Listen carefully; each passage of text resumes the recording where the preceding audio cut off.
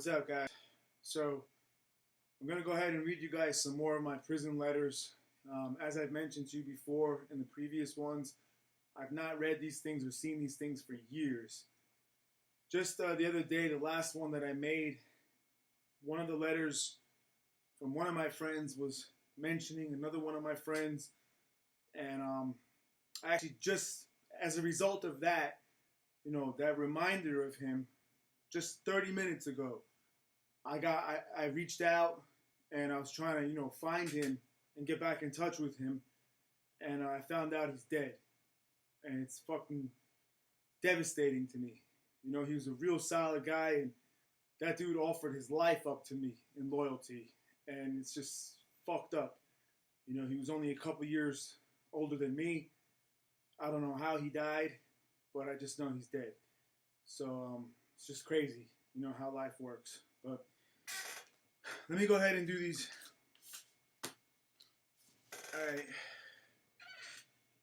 This one is to me in Leesburg, New Jersey. All right. Hey, how are you, my friend? How's Lauren and both families? I haven't heard from you in 2 months, and I was thinking about the people I care about, and lo and behold, you came into my thoughts. So I said, self, write and inquire about your well-being. So what's up? Are you all ready for parole? Did you make it? I pray all is well, and that you and Lauren are on course for a blessed life of happiness and love together. Me, I'm going along one day at a time. Court line has been rough, and people really need to take a look at themselves. We had someone escape. He rode out under a truck and then fell off it on the highway.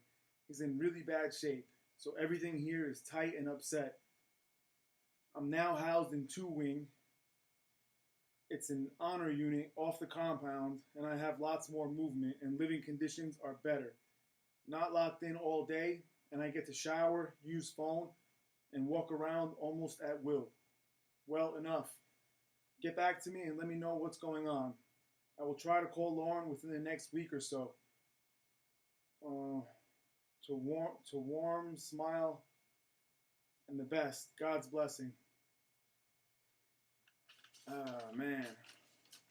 I'm kind of hesitant to read these things and, revisit some of these memories and people who were close to me, because of what just happened. It's just crazy how, things I haven't thought about in a long time can still affect me. All right. This one is, let me see, from Rahway State Prison, East Jersey State Prison, and it's to me in Bayside State Prison. Those numbers you guys see there, there's a state number and then there's an SBI number. So there's 2 numbers, and you actually are forced and required to memorize those immediately. So I will never, ever forget mine. My state number is 533200, and my SBI number is 581749C. And I don't think I'll ever forget those, till I'm dead. So that's what those numbers are. All right. I will not ask you how you are doing, for I can only imagine how you may be emotionally feeling, and it's not for any less. I don't have much to tell you neither. You know my present position. Nothing changes frequently. But I do want to wish you the best, and I cannot wait until I see you on top of the world. It can be expected from someone like you, considering your past experiences and renewed ideologies. I can only imagine the rest. All right, so this is, I think, when I actually got paroled, and I was just waiting to get out after that, what he's talking about. Family Day visit just went by in this place. I had fun. It was so wonderful to hold my daughter for 5 hours. For a moment, I even lost track of reality. I guess true love can do that sometimes. However, it was sad the moment that I realized that I had to go back to the cemetery and continue on living among the dead. It hurts me every time I have to see her go, but that day the feeling intensified. Guys, what he's talking about, actually, since I was a juvenile, I dealt with that. It's such a fucking difficult thing. As much of a blessing as it is to get visits, a lot of guys never get visits. That feeling in watching your family and loved ones, your girl, your wife, your children, whoever it is, watching them walk away after the visit, knowing where they're going to continue on their lives in the free world, and then knowing where I'm going, right into the fucking strip search room and bend over, fucking lift your leg, lift your tongue, hands through the hair, all this disgusting shit, and right back to my fucking cage like an animal. It was tough to see that, regularly.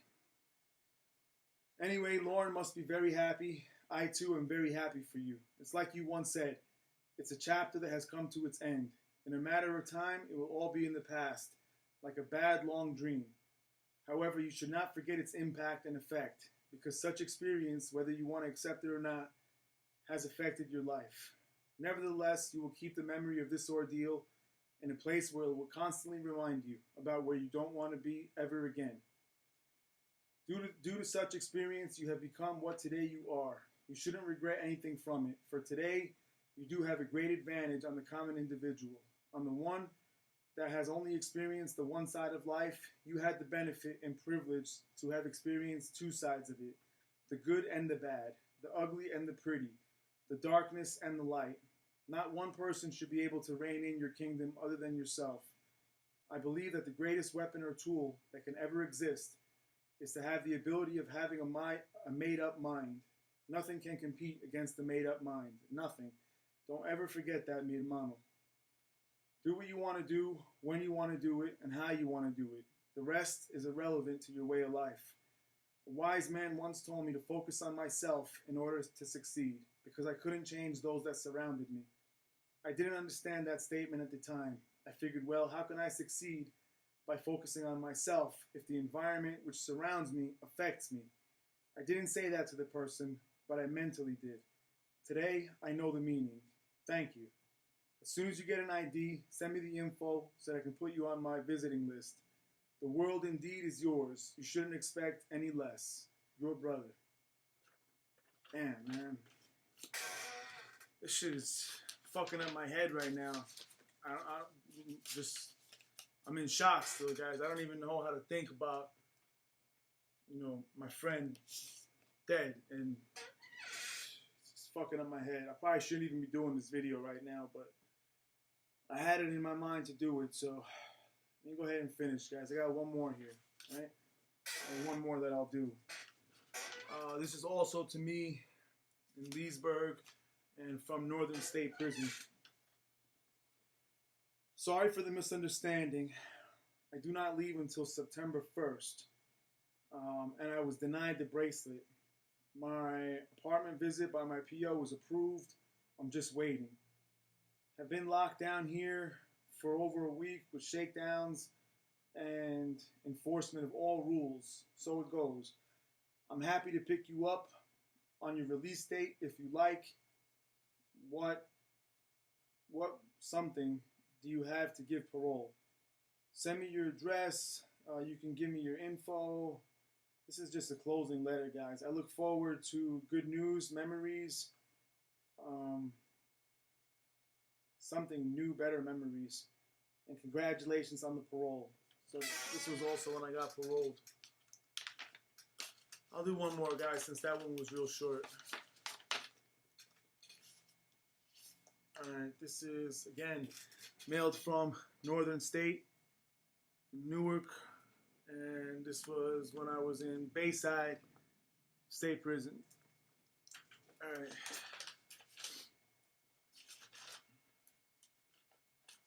Alright, this says, hello, my friend. I pray this short note finds you in the best of health and spirits. Glad to hear that you're getting yourself ready for the free world. I know that you and Lauren will make it. 6 meals a day. Wow, if I eat 1 meal a day, I'm doing good. Yeah, that was when I was trying to bulk up. I actually ate a lot more than that at times. I work 1 wing and 4 wing. They are all lockup and gang unit lockups, so you can imagine all the hassles I go through during a 24-hour period. There isn't enough hours in the day to help everyone. This guy was like a legal aid, in Northern States, so that's one of the best jobs you can get. Allowed him to have freedom and move around, but people had a lot of high expectation on him because a lot of people don't have attorneys. They have public defenders. A lot of people are filing appeals, and they use these legal aids, these jailhouse lawyers, to help them. All right. Just got back from church, and as always, the Lord fills me with love, understanding, and peace. That's a beautiful thing. Visit, you and Lauren are on my list, but I have no idea how they will check. You should call first or check with your parole officers. Well, enough for now. I have legal work to do. So the next letter from me, my friend, will be from the free world. Or I think he's confused. I'll be in the free world, not him. God bless you and always know how special you are. Say hi to Lauren. So what he's talking about is, by law, technically, you're not supposed to visit anybody if you're in state custody and they consider parole or probation, any kind of aftercare, still being in state custody. Also, you're never allowed to visit co-defendants, and you're not allowed to even visit anyone if you're a convicted felon. You're not supposed to technically be allowed in the prisons, but when I got out, I was actually even visiting, I was visiting Rawway, and I had no problem. They never picked up on it, and they let me come in. I was visiting my co-defendant, so it doesn't always happen that way. I'm going to continue doing this, guys. I don't have that many letters. I actually had boxes full. I had so much stuff that got lost over the years. I had a book that I wrote while in custody that one of the fucking COs during the shakedown decided to fucking take from me. I lost that, along with a lot of stuff in different moves, transitions, hundreds of books, and again, boxes and boxes of letters. But I hope you guys can get some enjoyment out of this and some benefit. And if not anything else, just to open your eyes to a different perspective. A lot of people are under the assumption that convicts and inmates and criminals, people like they call myself, that we're all fucked up and that we're all piece of shits and that we're all about just ourselves and making money and, sociopaths and without regard for anybody else. And that's not always the truth, guys. For the most part, that's not the truth. There are a lot of good people that just made mistakes. And the way I like to think about it and explain it to others in defending and arguing for or against, life sentences and gigantic football number sentences over bullshit is because, just think in your own lives. Think back in your own lives. First of all, everybody's guilty of some crime at some point. Some people just never get caught. Every one of you out there has done something fucking wrong at some point that you could have got arrested for and could have gotten a lot of trouble for it. So just think. You've been lucky enough, you didn't get caught, but to judge somebody based on their one worst day of their lives, their lowest, when they used terrible judgment and fucked up and made some mistakes, and to think that that's what you should think them, that's how you should feel about them, and that's how you should judge them based off of that for the rest of their lives, for decades to follow, is crazy. I still have some people on my YouTube comments, very, very few, who talk shit to me like that and think that that's an insult to me, calling me a criminal or convict or mobster, whatever the fuck it is.